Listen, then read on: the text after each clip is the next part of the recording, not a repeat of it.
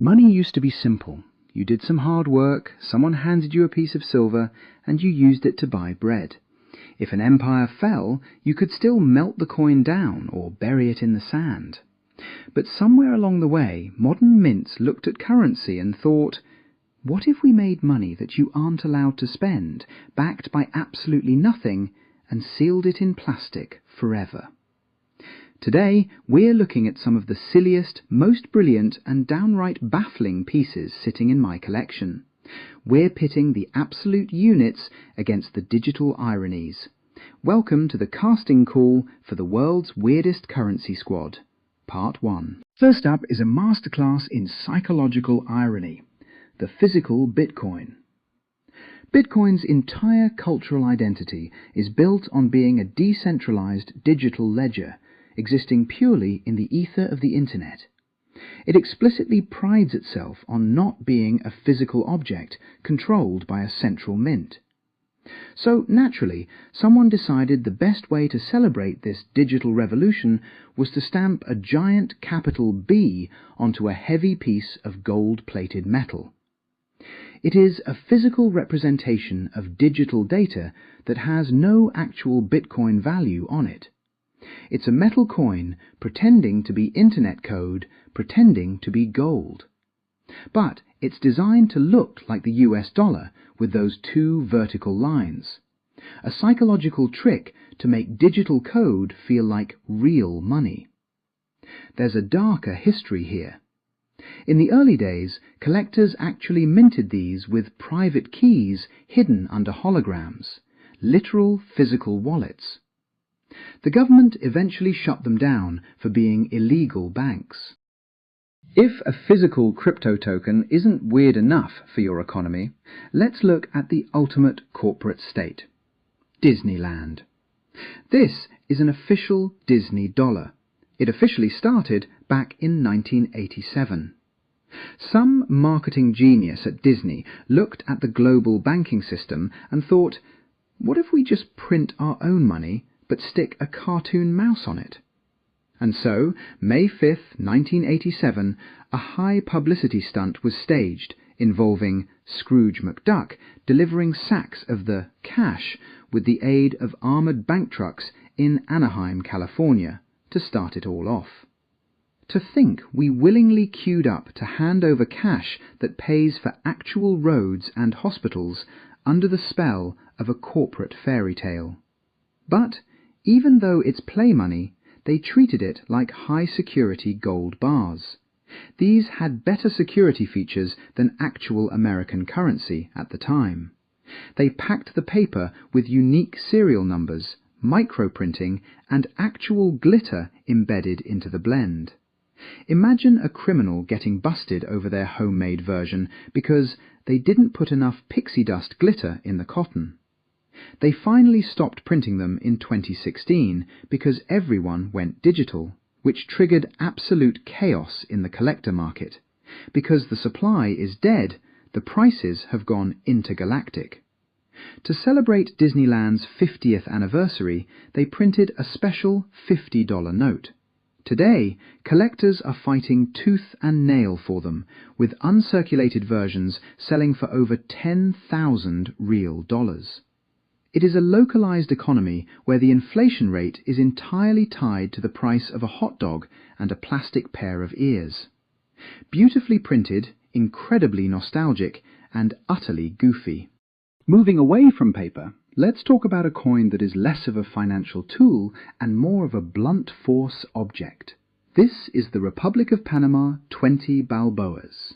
Look at the sheer scale of this thing under the camera. It is an absolute unit of a unit. Most coins are designed to sit discreetly in a leather wallet. If you put 3 of these bad boys in your pocket, your trousers wouldn't just fall down, you'd be dragged straight through the floorboards into the cellar. It's more of a decorative manhole cover. In fact, the collector world literally calls this thing the hockey puck.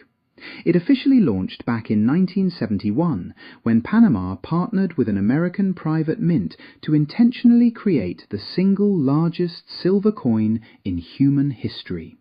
They made it purely to shock the market. But you do have to look at the history and wonder if someone was compensating for something.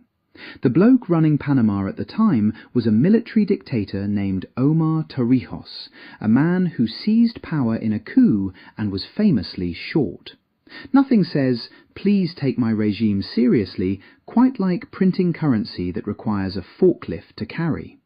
If you walked into your local pub, put this massive silver slab on the counter and asked for a pint of bitter, the barkeep would mistake it for a beer coaster and ruin Simon El Liberator Bolivar's shiny face with beer stains.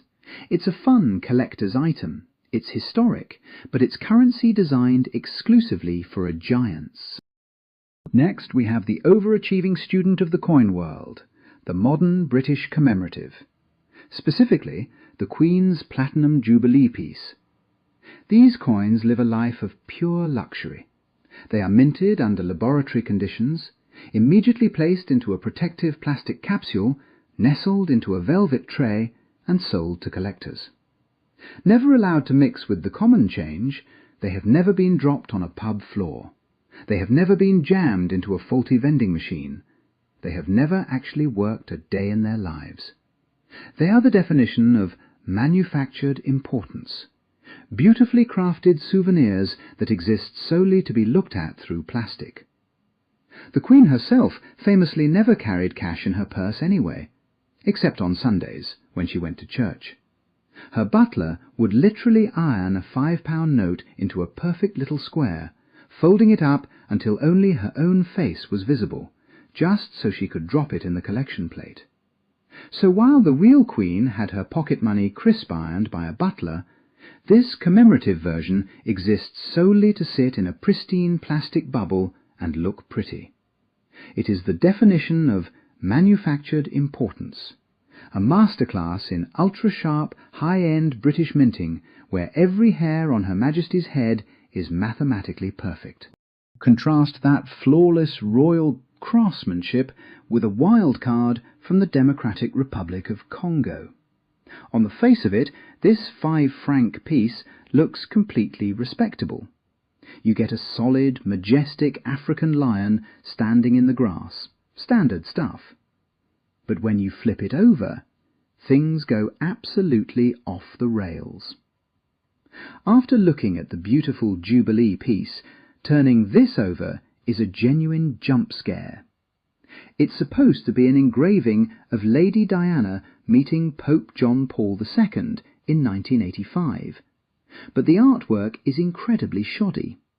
Diana looks like she's trying to suppress a massive sneeze, and the Pope looks remarkably like a melting waxwork of Shrek.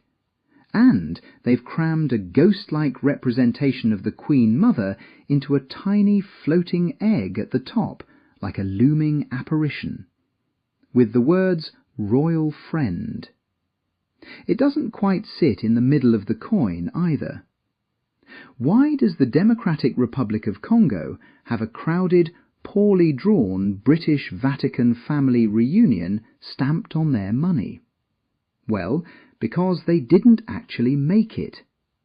This was minted in the year 2000 by a private agency in London trying to cash in on British nostalgia.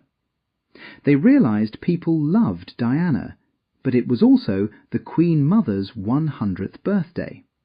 So, instead of paying for 2 separate moulds, they just lazily copy-pasted everyone into the exact same frame, like a bad pre-digital Photoshop job. It is the ultimate definition of a financial hustle. Now, we have to talk about a weird trend among global mints.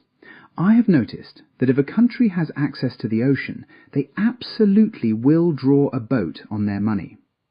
Take a look at these stunning silver rounds, the discovery of Fiji and the French vessel the Boudeuse. I chose to pair these together because they represent a real-life 18th century game of maritime chicken. You see, the French captain of La Boudeuse actually sailed right past Fiji first in 1768, took one look at the dangerous coral reefs, got cold feet and turned around. A few years later, Captain James Cook rocked up in the HMS Resolution, said to the crew, "Hold my beer," braved the reefs, and claims the discovery. But after the famous mutiny on the Bounty, William Bligh and his loyal crew members were cast adrift in a tiny 23-foot launch boat. They sailed right through the heart of Fiji. Despite being chased by islanders in canoes and being unable to land due to a lack of weapons, Bligh meticulously recorded and charted the islands as they navigated through. For a long time, the area was even known on European maps as the Bligh Islands. So, what is the verdict? When you look across the workbench, you see a battle between two completely different philosophies. On one side, you have the showpieces, the giant Panama silver, the pristine Jubilee rounds, and the boat armadas designed to be perfect. On the other, you have the weird cultural experiments like Disney dollars and physical bitcoins. But that is the real joy of collecting. The silliest coins are often the ones that tell the most entertaining stories about human psychology and what we decide to call valuable. Which of these silliest pieces would you actually want in your pocket? Let me know in the comments. Hit subscribe to Mintage Cloud for more workbench autopsies, and I'll see you at the next video. Thank you for watching.